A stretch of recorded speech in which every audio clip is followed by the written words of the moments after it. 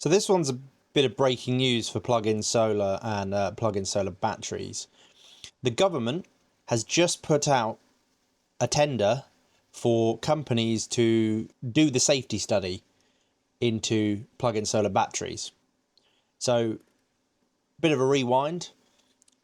At the end of 2024, or at the end of 2025, there was a tender go out for companies to complete the safety study into plug-in solar. That tender notice was published in July 25.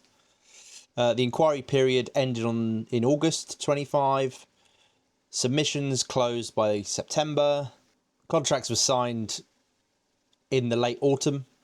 And then we get to where we were this year, and everything was done and dusted by July, and plug-in solar is going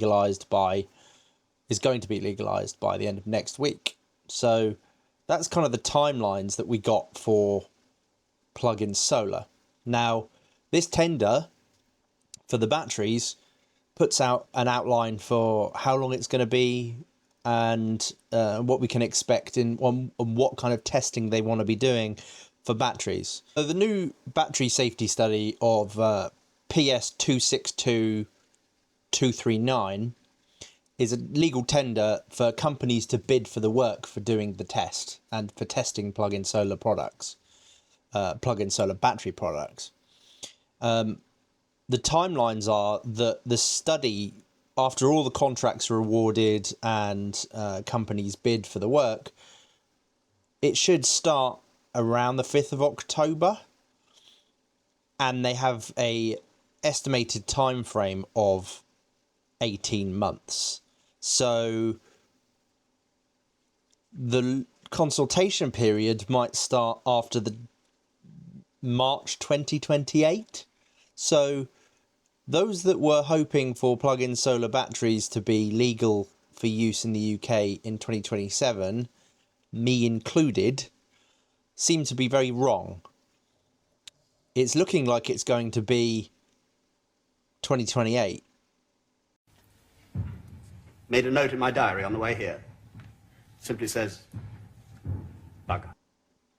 So Greg Jackson and others saying that the products are going to be available in 2027. Oh dear. There might be a bit of a ray of hope. Is currently this tender is an expression of interest. So it's the government putting out there, is this piece of work worthwhile and is it worth doing? They put out 2 phases for the actual work. Phase 1 is a desk review of every plug-in battery sold, basically, any that they really want to test. So they've specifically mentioned Anchor, Lidl, EcoFlow, and a couple of others. So they want to test the products that are out there in use in other countries like Germany and in Europe, and they want to bench test those systems. They want to cover things like the battery chemistry. They want to have the test ones with different capacities, expandability, how they could operate potentially if you had a couple of systems together and were trying to edge case test systems. They want to do all of this. It represents essentially lab testing of 3 to 8 real products, and that includes like deliberate misuse, overcharging stress tests, mismatched battery and inverter pairings. They want to do like a tear down and take different systems apart and assess their components.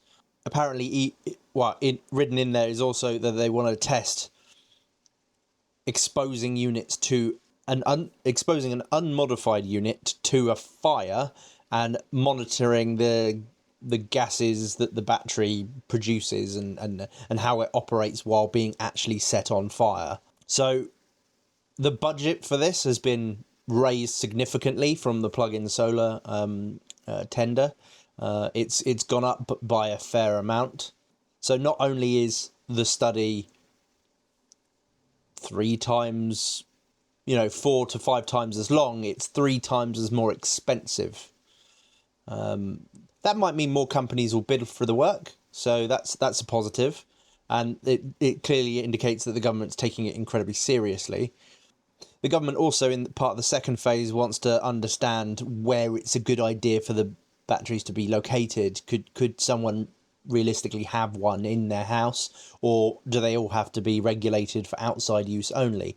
Now, that's going to be very interesting because there are battery units out there like the Windfall unit, which I've covered on the website a number of times, and the guys over at Windfall are great, so give their website a look. They're producing a battery which is designed to fit into your home like a piece of furniture, essentially, and it just quietly does its work, saving you money without you having to do anything. And that system is predicated on being in your house. So this study clearly is very pertinent to them because they would want the government to assess the system as being safe for use indoors, because some people live in flats and they don't have any outdoor space whatsoever. The timelines, well, the government's expecting the tender notice to close on the 31st of August, submissions closing on the 30th of September, and then an award decision around the 5th of October. So everything's going to be kicking off around October time. It's possible to follow the tender as the process goes along on the government website, and I'm going to link it in the description.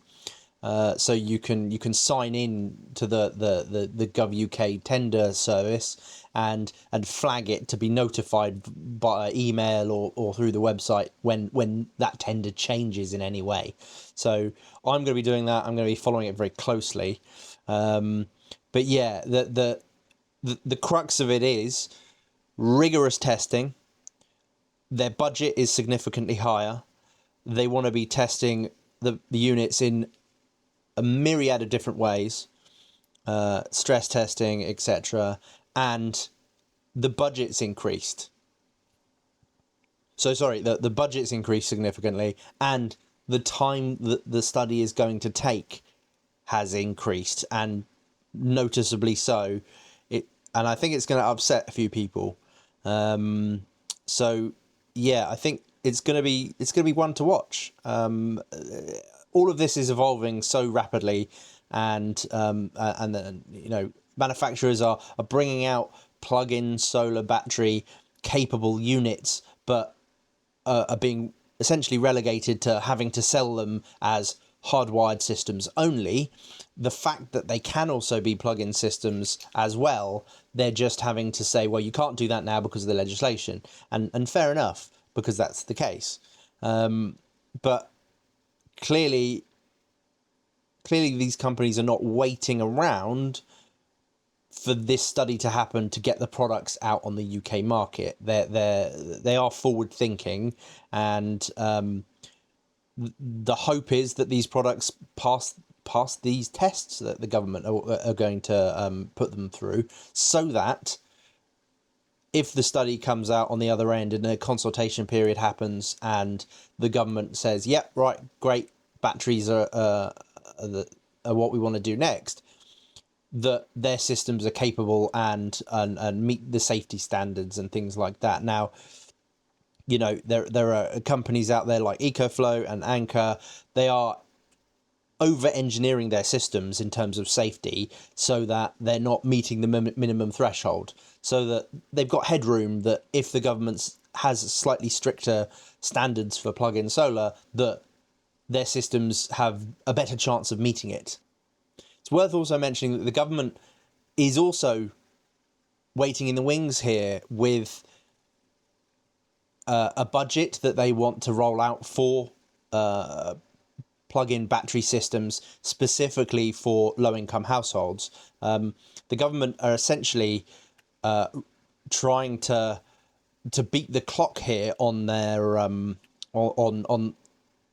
on the what's left of their term in office, because one of their manifesto pledges was that by the end of the term, people's bills would be significantly lower, and I can bet money that the current administration will say that yes, we've achieved that because plug-in solar is now legal, and that people can go buy these kits and they can lower their bills themselves, and they'll maybe use it as a bit of a cop-out.